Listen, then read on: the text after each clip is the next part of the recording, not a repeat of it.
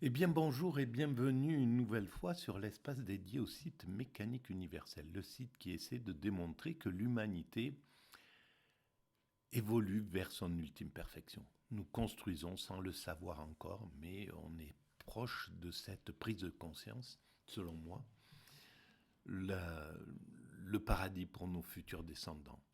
Voilà, et ça concerne l'ensemble de l'humanité. C'est pas un petit groupe humain qui atteindrait un état de perfection indépassable pendant que les autres sont à la porte du château.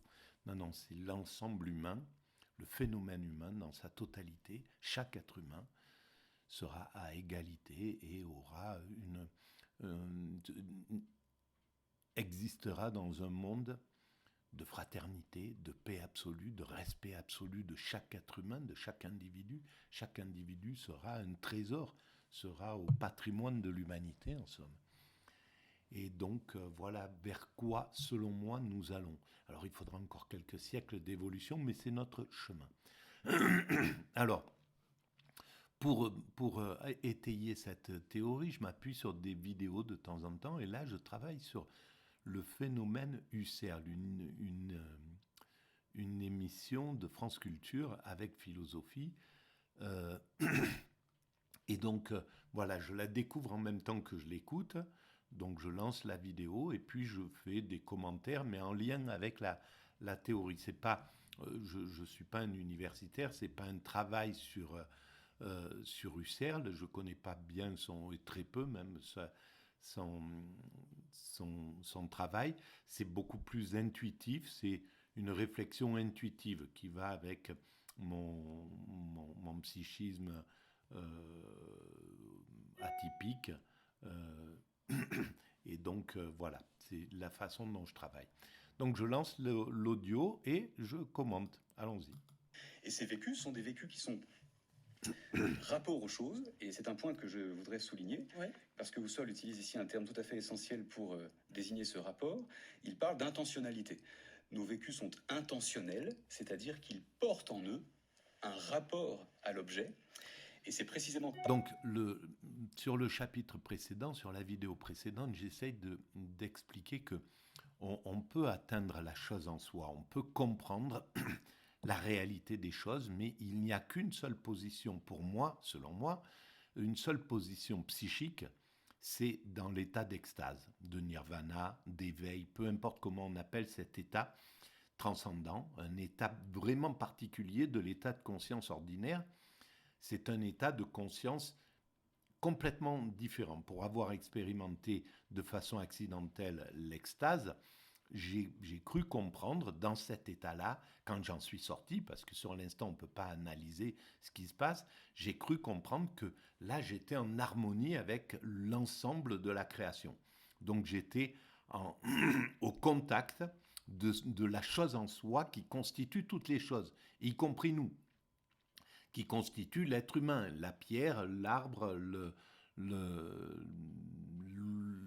l'animal, etc., est constitué de particules élémentaires qui sont identiques à tout le monde et qui sont déjà présentes à l'origine de l'univers, de ce qui a mis en œuvre l'univers, que les religions appellent Dieu, qu'on pourrait appeler X, l'inconnu.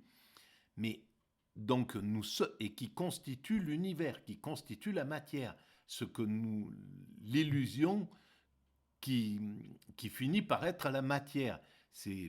Et donc, nous sommes constitués de ce divin en réalité. Et pour être au contact de ce divin, eh bien, il n'y a que dans la position de l'extase, de l'éveil, du nirvana, de la béatitude, peu importe comment on appelle cet état-là, il n'y a que dans cet état-là qu'on est au contact du divin, qu'on devient divin, qu'on incarne le divin.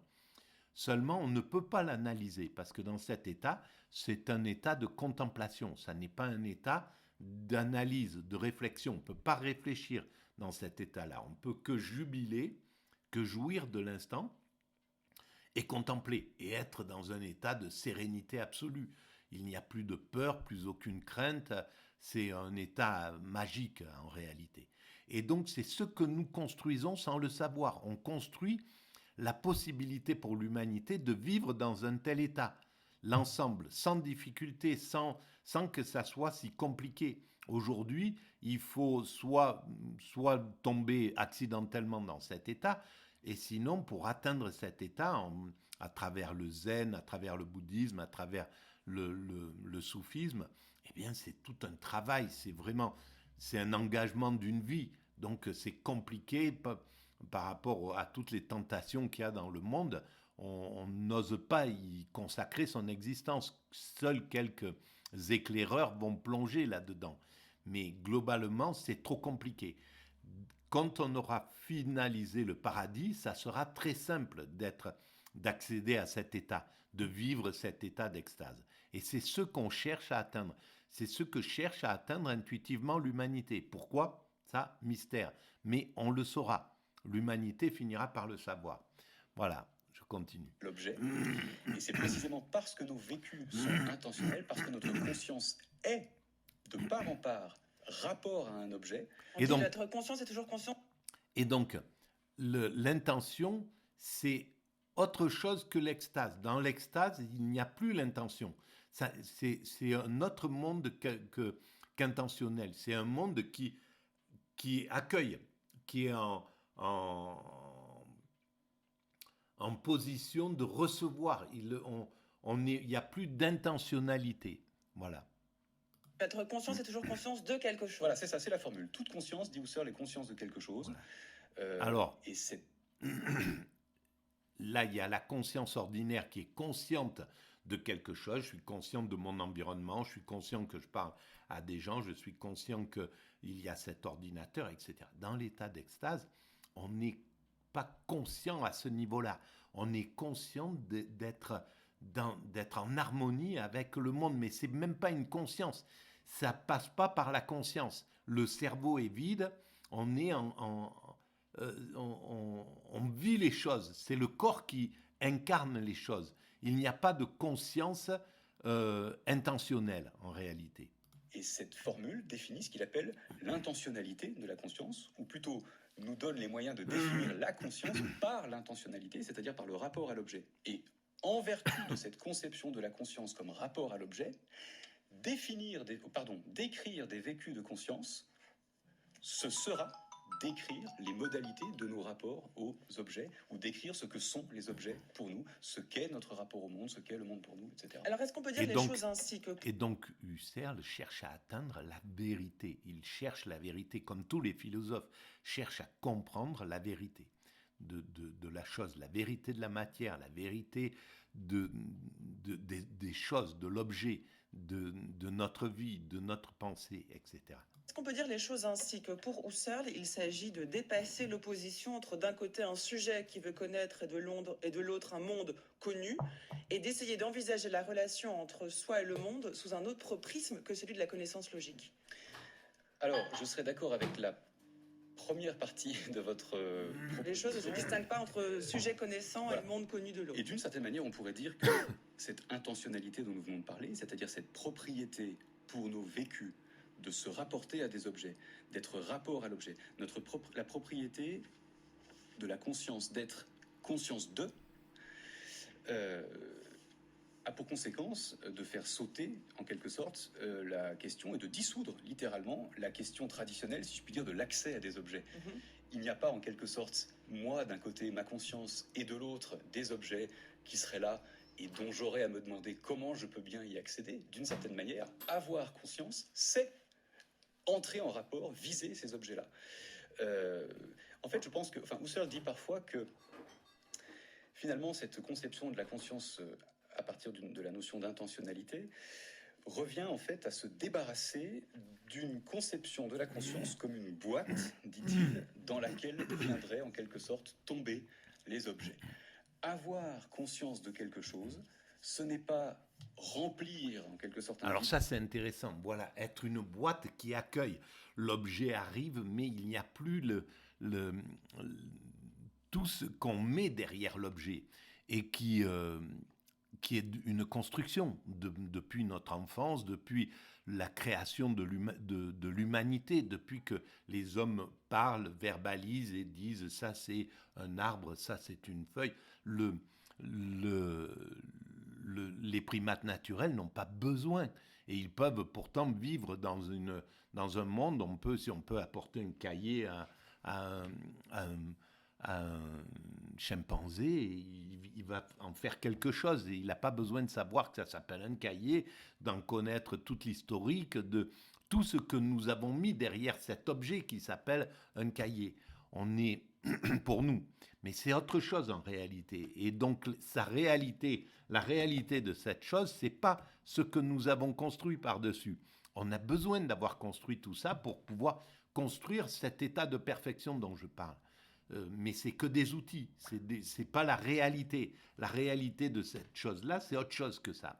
C'est sa profonde, c'est ce qui le compose, les particules élémentaires qui en forment la base. Remplir en quelque sorte un vide par un objet, ce n'est pas avoir un objet qui me tombe dans la tête. Avoir conscience de quelque chose, c'est me rapporter à quelque chose, c'est viser un objet sur un certain mode. Et chaque mode différent de conscience est une manière différente d'envisager, de viser, de me rapporter à un objet. Donc on a une conception dynamique de la conscience comme appréhension et orientation vers l'objet. On va essayer de prendre des exemples pour bien comprendre ce dont il s'agit, Julien Farge. Et c'est normal que l'auditeur se sente un peu perdu parce que c'est très compliqué quand même ce qu'on est en train de dire et que ça demande beaucoup de médiation. Je vous propose qu'on en prenne un exemple que prend Husserl. Alors, une seule fois dans sa vie, on ne va pas en faire un cas général, c'est vraiment un cas particulier. Dans une lettre à Hugo von Hofmannsthal du 12 janvier 1907, il prend l'exemple de l'artiste qui, dit-il, observe le monde pour parvenir, à partir de celui-ci et pour ses fins propres d'artiste, à une connaissance de la nature et de l'homme, qui se comporte à l'égard du monde comme se comporte le phénoménologue. Donc, non pas en chaque... Eh bien, par exemple, à l'époque justement de Husserl, un petit peu avant, on va dire, il y a eu les pointillistes. Les pointillistes ont fait la nature avec des petits points. En fait, ça correspondait à ce qui venait d'être découvert il y avait très peu de temps. La photographie, c'est des petits points en réalité. Quand on agrandit à la loupe une photographie, on voit des petits points. Et en fait, il montrait que la réalité, c'était à ce niveau maintenant. Ça ne ressemblait plus, c'était plus une question. La nature telle qu'elle avait été vue avant la photographie, c'était autre chose. On l'a présentée d'une autre manière. Et donc, on sortait de la réalité telle qu'elle était ordinaire, telle qu'elle était présentée. Et la science n'a cessé de nous écarter de cette réalité depuis. Il y a eu la photo, il y a eu justement quand Magritte écrit « Ceci n'est pas une pipe », ou que les conceptuels comme Kossuth met une chaise, la description d'une chaise, la photographie d'une chaise, pour montrer que tout ça, c'est aussi une chaise, mais c'est trois choses différentes. La réalité, elle est où derrière ça? Donc on sort de cette réalité. Et les physiciens nous sortent encore plus de cette réalité, de plus en plus, en nous disant la matière, à l'origine, quand on va au cœur de la matière, il n'y a plus que de l'énergie, il n'y a pas de solide en réalité, il n'y a pas de réalité. Donc on évolue vers cet état-là. Et on commence à penser que peut-être la conscience est extérieure à nous-mêmes. Il y a tout un tas de choses. L'avenir, là, il est extraordinaire au niveau, si les dominants nous laissaient un peu en paix et arrêter de faire la guerre, on a des milliers de choses à découvrir, à voir. Et là, c'est une bénédiction pour la jeunesse qui arrive. Elle a devant elle tout un tas d'outils et de nouveaux questionnements qui sont hallucinants et qui sortent de cette réalité, donc qui sortent de l'apparence pour aller vers la réalité. Et on atteindra cette réalité. Et l'humanité aura atteint son ultime perfection aussi non pas en grâce à ça. chercheur naturaliste et en psychologue qui procède par observation, non pas en observateur pratique de l'homme, comme s'il visait à s'informer sur la nature et sur l'homme, tandis qu'il le considère, le monde devient pour lui un phénomène, son existence lui est indifférente, tout comme elle est indifférente aux philosophes, et c'est exactement ce que semble dire l'artiste René Magritte. En disant que ma peinture est surréaliste, il est entendu qu'elle est soumise à la dictée de la pensée. La pensée devient visible par la peinture soumise à la dictée de la pensée. La peinture est ainsi une description visible à condition que cette description ne soit pas déformée par un souci d'originalité ou de fantaisie. C'est fort, c'est très fort. Ça, c'est là, il y a de la réflexion profonde. Aidez-nous à comprendre Julien Farge, ce que souhaite Husserl, ce qu'il appelle de ses voeux lorsqu'il dit qu'il faut décrire le monde pour accéder aux choses elles-mêmes. Faut-il l'entendre comme une volonté d'employer la même méthode que la méthode artistique? Alors, oui, il faut décrire les choses, mais en réalité, au final, au bout de la chaîne, c'est l'extase. Et il n'y a plus de description, il n'y a plus besoin de ça. C'est les particules élémentaires qui sont en harmonie avec les autres particules et qui comprennent, qui font que le corps comprend ce qui se passe, comprend l'harmonie. Et c'est le corps qui est en harmonie, il n'a pas besoin de l'esprit.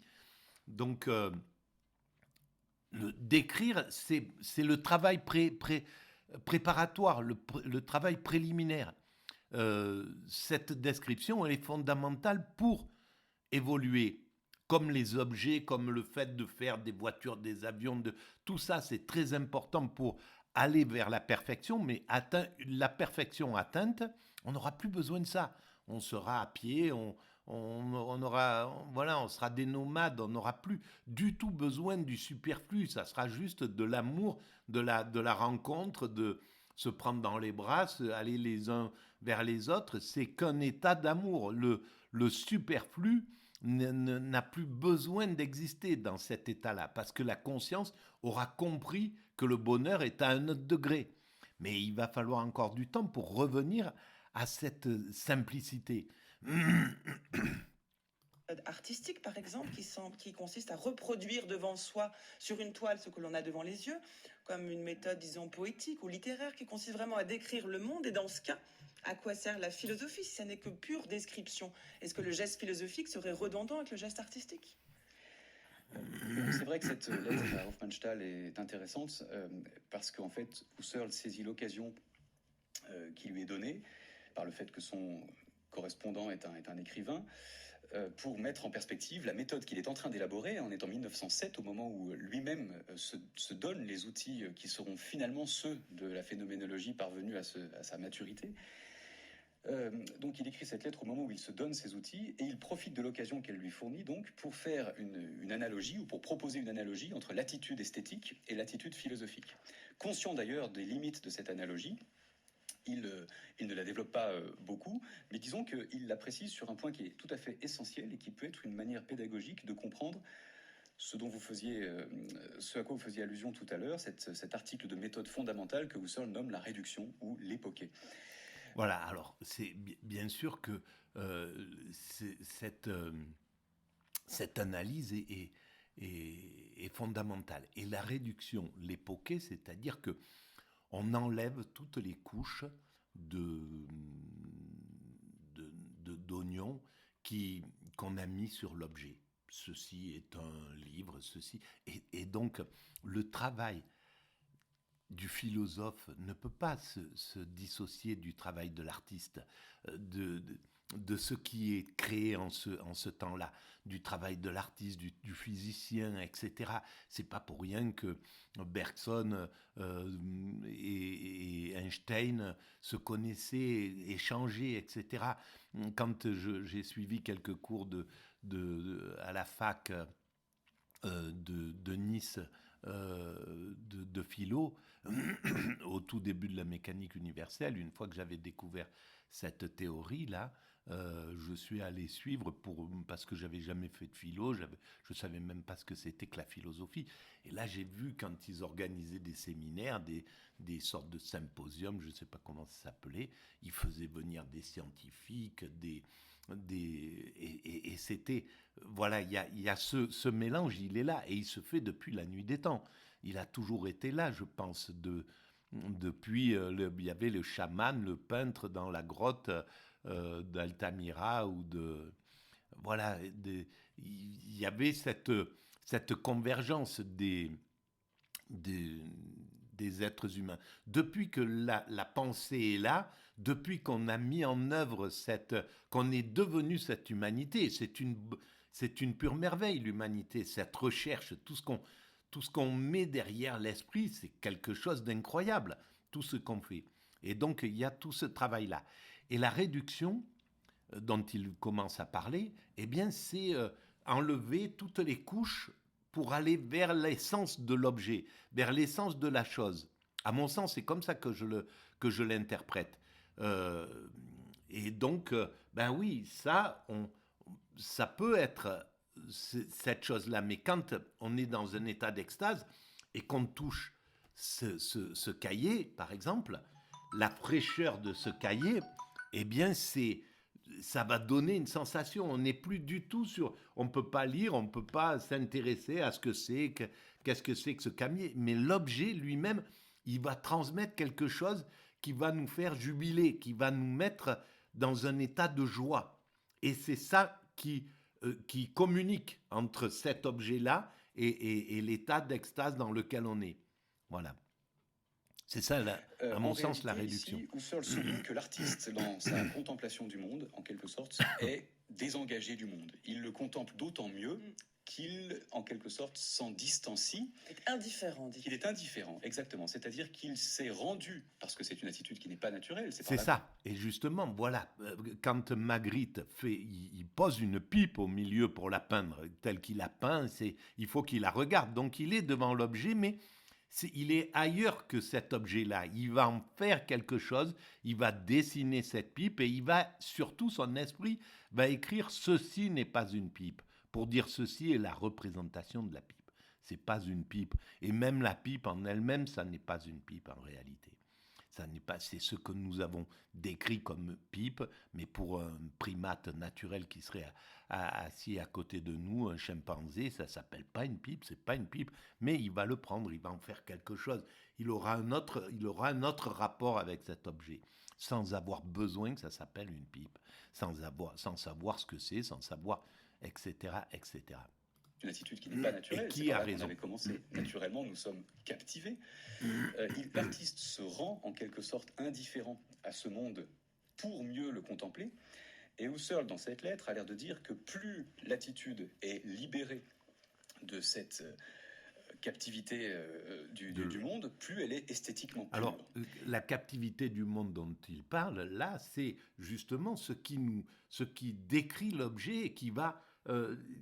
on va être captif d'un objet. Quand je parlais de la voiture tout à l'heure, ou sur une autre vidéo, eh bien, la voiture, ça peut être une émotion qui va être là. Je regarde une voiture, mais donc il y a tout ce qu'on a mis derrière la voiture, le nom de la marque, le truc, tout ce qu'on dit sur une voiture qui est là devant. Mais ça peut être aussi, elle peut envoyer une sensation, rajouter une couche qui est une sensation, parce que c'est celle d'un voisin et qu'on jalouse le fait qu'il ait cette belle voiture et nous, une autre voiture plus de rang, entre guillemets, inférieur. Et donc, cette voiture, elle va nous donner une émotion en plus. On ne va pas la voir comme sous le même regard que le voisin qui va bader sa voiture. Nous, elle va avoir une autre chose. Donc, en fait, tout ça, c'est les couches qu'on met sur les objets. Et enlever toutes ces couches-là pour atteindre l'essence de la chose. C'est ça, en fait, le travail d'une certaine manière, du philosophe. L'analogie, il fait le parallèle avec l'attitude philosophique qui doit, en quelque sorte, se donner par une méthode particulière les moyens de pouvoir, les moyens pardon, de décrire le monde, c'est-à-dire en s'en dégageant, en rompant en quelque sorte cette appartenance, en suspendant cette participation qui est la nôtre, cette captivité qui est la nôtre dont je parlais tout à l'heure, par un geste méthodique que Husserl appelle suspension époquée. Vous faisiez tout à l'heure allusion à ce terme, qui est un terme grec que Husserl reprend à la tradition stoïcienne. Et l'époquée, normalement, c'est la suspension du jugement. Donc, c'est l'extase, c'est la contemplation. On est en contemplation, on ne juge plus de ce qu'on voit, de ce que on prend. Donc, l'époquée, c'est le choix d'avoir choisi que Husserl ait choisi époquée. Est-ce qu'il était conscient que c'était l'extase derrière? Ou je le pense, mais quoi qu'il arrive, ce mot, il est fondamental, il est extraordinaire. Parce qu'en fait, c'est dans cette époquée, c'est-à-dire dans l'extase, où il n'y a plus de réflexion réellement. Alors que, bon, peut-être que là, lui, il parle d'amener ça au ras des pâquerettes, mais tout en restant dans l'analyse, dans une sorte d'analyse, mais une analyse qui a enlevé toutes les couches, ou une analyse de base, minimale. C'est possible que ça soit ça, son travail. Je sais pas. C'est là où ça sera intéressant. Donc, ces vidéos, elles peuvent servir à quelqu'un qui, pour rajouter un peu d'intuition à quelqu'un qui voudrait approfondir le travail de Husserl, qui me paraît être un travail extraordinairement important dans l'histoire de la philosophie du XXe siècle. Et si vous permettez, comme je pense que le travail de la mécanique universelle est important pour celui du XXIe siècle. Même s'il est extrêmement naïf et basique et on pourrait dire universitaire, donc détaché de la philosophie universitaire, il est à mon sens important. Qui veut dire suspension du jugement.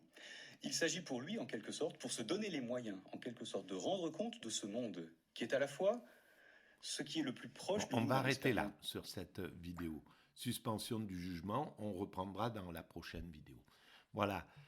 Donc, n'oubliez pas, si vous avez un peu d'intérêt pour ça, d'abord, je fais une vidéo à 12h. Voilà. Je vais commencer à faire des vidéos, je pense,